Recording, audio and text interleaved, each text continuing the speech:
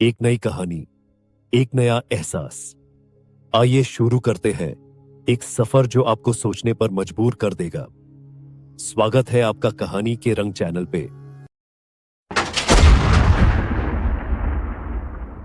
एक शांत शाम, दो मासूम बच्चे घर से निकले, लेकिन कभी वापस नहीं लौटे। 1978 की दिल्ली में एक ऐसा अपराध हुआ जिसने पूरे देश को झकझोर कर रख दिया। यह सिर्फ एक हत्या नहीं थी, बल्कि निर्दयता और वहशीपन की सारी हदें पार करने वाली घटना थी। दो खूंखार अपराधियों ने एक अमीर नौसेना अधिकारी के बच्चों को अगवा किया, लेकिन फिरौती के लिए नहीं, बल्कि अपनी वहशी प्रवृत्तियों की संतुष्टि के लिए। यह कहानी सिर्फ गीता और संजय चोपड़ा की त्रासदी नहीं है, बल्कि उनकी वीरता, साहस और अंतिम सांस तक लड़ी गई लड़ाई की भी है। यह सिर्फ एक क्राइम स्टोरी नहीं, बल्कि न्याय की जीत और इंसानियत के जिंदा रहने की मिसाल है। तो आइए हम आपको लिए चलते हैं उस रात की ओर, जब दिल्ली की सड़कों पर एक दर्दनाक इतिहास लिखा जा रहा था। 26 अगस्त 1978, दिल्ली। नौसेना अधिकारी मदन मोहन चोपड़ा के दो बच्चे, 16 वर्षीय गीता और 14 वर्षीय संजय, बेहद उत्साहित थे। दोनों को उस दिन ऑल इंडिया रेडियो AIR के एक कार्यक्रम में भाग लेने जाना था। दोपहर को वे घर से निकले, लेकिन उन्हें क्या पता था कि यह उनकी जिंदगी का आखिरी सफर होगा। उसी समय दो खूंखार अपराधी, कुलजीत सिंह उर्फ रंगा और जसबीर सिंह उर्फ बिल्ला, शहर में घूम रहे थे।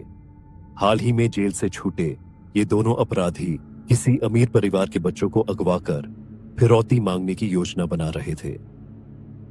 दिल्ली रेलवे स्टेशन के पास रंगा और बिल्ला ने गीता और संजय को देखा। उन्होंने खुद को एक प्रतिष्ठित व्यक्ति बताया और बच्चों को लिफ्ट देने की पेशकश की।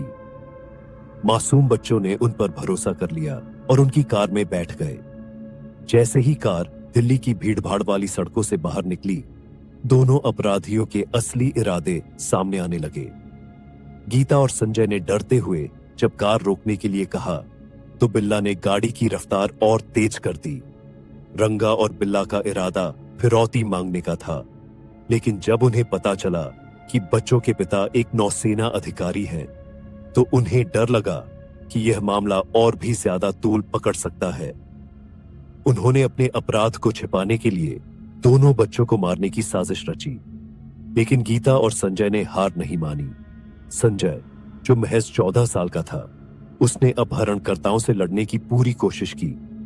उसने अपनी बहन को बचाने के लिए पूरी ताकत लगा दी, लेकिन अपराधी ज्यादा ताकतवर थे। सबसे पहले उन्होंने संजय पर हमला किया और उसे चाकू से गोद दिया। खून से लथपथ संजय आखिर तक संघर्ष करता रहा, लेकिन आखिरकार उसकी नृशंस हत्या कर दी गई।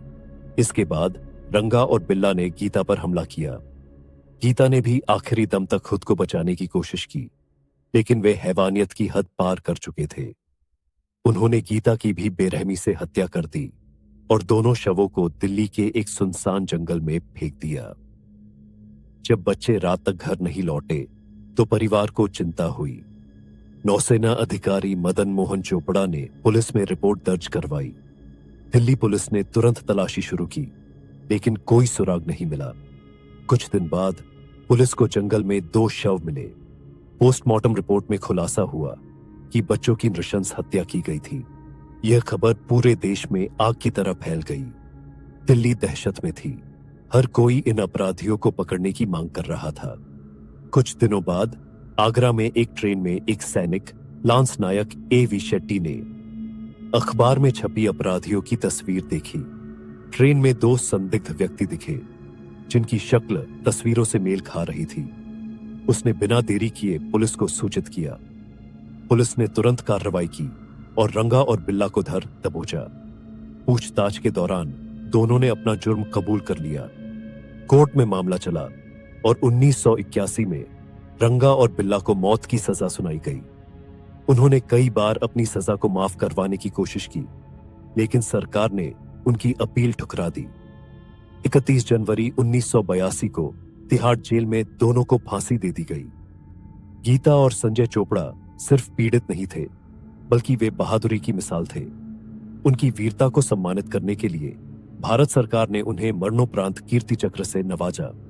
इसके अलावा भारतीय बाल कल्याण परिषद ने उनके नाम पर 2 वीरता पुरस्कार शुरू किए। संजय चोपड़ा पुरस्कार 16 साल से कम उम्र के लड़कों के लिए, गीता चोपड़ा पुरस्कार 16 साल से कम उम्र की लड़कियों के लिए। गीता और संजय की कहानी सिर्फ एक क्राइम स्टोरी नहीं, बल्कि साहस और बलिदान की मिसाल है।